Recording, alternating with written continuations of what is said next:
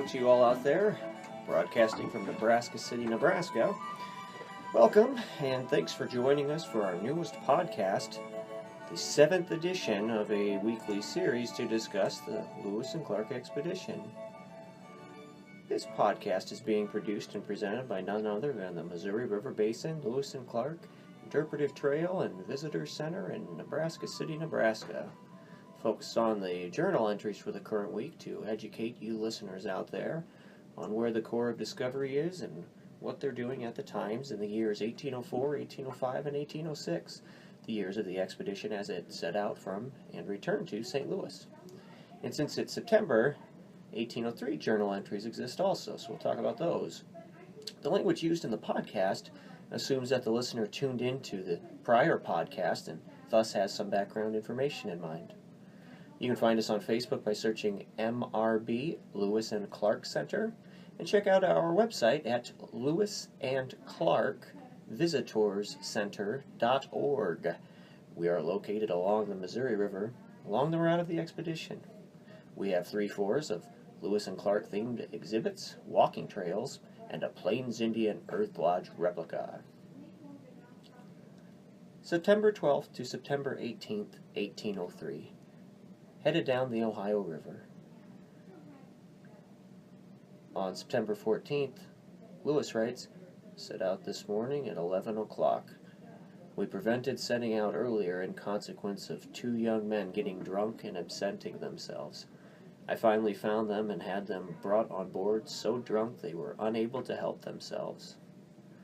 A couple days later, Lewis writes, he describes that the iron goods of the expedition are already rusted, including the guns. Already the guns were rusted.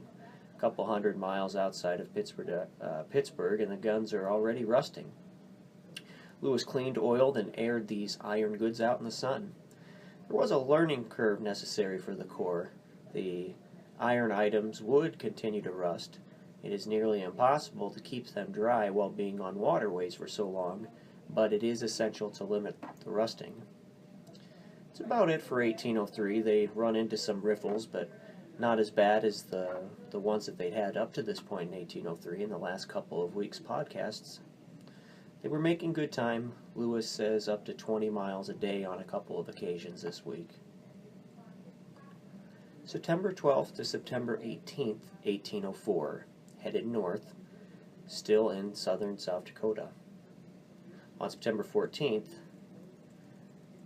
Clark writes, I killed a goat, which is peculiar to this country, about the height of a grown deer, shorter. Its horns come out immediately above its eyes, broad one short prong, the other arched and soft. The color is a light gray with black behind its ears, white around its neck, no beard, his sides and belly white, and around its tail, which is small and white. Clark is describing the pronghorn, and this is the first scientific description of the animal.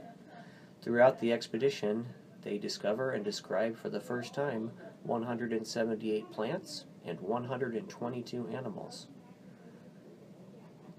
On September 17th, Lewis makes a normal journal entry in which he goes out hunting and he observes various animals that he writes about in a normal fashion and really makes a pretty lengthy entry.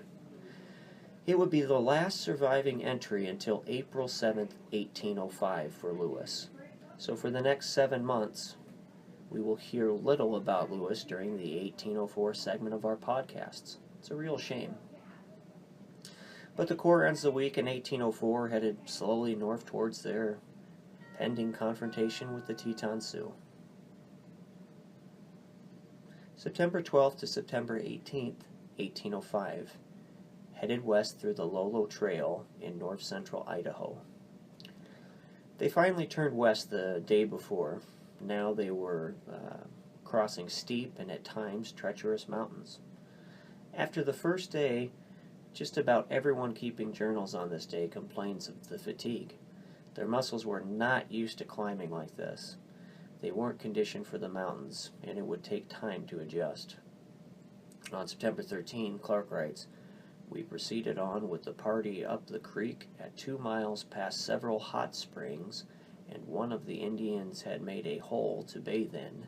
I tasted this water and found it hot and not bad taste.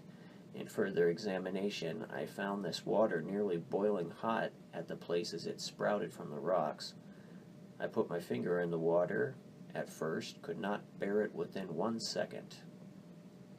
Clark is describing the Lolo hot springs near the present-day Montana-Idaho border, about a 35 miles drive from Missoula, Montana, to the west. The springs are a popular travel destination today and have been for centuries. You can find springs at the location with warm temperatures year-round, easily ranging from the mid-90s to over 100 degrees Fahrenheit, 110 degrees and beyond. The members of the expedition did not stop to bathe in the welcoming waters, but did wash their faces in the water at least. On September 14th, they kill a colt because the men were craving meat. On the 16th, it snowed all day, and they killed a second colt to eat, which, as Clark writes, we all supped heartily on it and thought it was fine meat. On September 18th, they marched 18 miles. The trail was becoming difficult to find since it had started snowing a few days prior, but 18 miles is good progress through rough country. As Lewis writes, we dined and supped on a scant proportion of portable soup, a little bear's oil, and about 20 pounds of candles from our stock of provisions, the only resources being our guns and pack horses. So they are getting a little desperate at this time about what to eat. They would either find game to hunt or have to start killing horses for meat. The portable soup that Lewis mentions was something that he insisted on at the beginning of the expedition. In the spring of 1803, he bought 193 pounds of this dried portable soup for $289.50. That's quite a large sum, $289 back then for 193 pounds of this dried portable soup. You could probably pay about that price for that quantity of a comparable product today. When you consider that the base pay for the privates in the expedition was $5 per month, it seems like a tidy sum indeed for dried soup. But it was for instances like this, when food was scarce, that it was consumed. So ends the week in 1805, the Corps making progress through the mountains. But the mountains are cold and getting colder, they're snowy, and the snow is continuing to fall and increase in quantity, the trail at times difficult to find, and the lack of game to hunt could become major hindrances for the Corps. Tune in next week to find out. September 12th to September 18th, 1806. Headed east from modern-day St. Joseph, Missouri, to not too far west of modern-day Columbia, Missouri. They were making fast time. On the 12th, they passed 2 more pirogues headed upstream. Clark writes, here we found Mr. Joe Gravelin, the Arikara's interpreter, whom he had sent down with Arikara's chief in the spring of 1805, and old Mr. Dorian, the Sioux interpreter. We examined the instructions of those interpreters and found that Gravelin was ordered to the Arikaras with a speech from the President of the United States to that nation. Gravelin was being sent up to deliver a speech to the Arikaras regarding the unfortunate death of the chief who was sent back to meet Jefferson. Many Arikaras suspected foul play, so Jefferson was sending this interpreter back to the Arikaras to try to make things right and explain what happened. It didn't work. The result was mounting tension, which led to skirmishes between white traders and the Arikara, culminating in the Arikara War in 1823. In fact, George Shannon in 1807 was part of an expedition to go to the Mandan villages when his party was attacked by Arikara, and he lost a leg from his injuries. If you recall, George Shannon is one of our Corps of Discovery members, and he was our 19-year-old the youngest member of the expedition, who got lost for a few weeks back in 1804 and almost starved to death. On the 14th, they meet 3 large boats headed to the Yankton Sioux and Omahas. On the 16th, more pirogue and canoe are headed upstream. They must have felt like they were almost home during this week, running into trading ships almost daily. They always seem to get some whiskey from the passing boat. Almost each time, each man keeping a journal on that day finds the importance to write down that they got a dram of whiskey or more. On the 16th, they learn from one of the captains they talked to, as Clark writes. This gentleman informed us that we had long been since given out by the people of the United States generally and almost forgotten. The President of the United States yet still had hopes for us.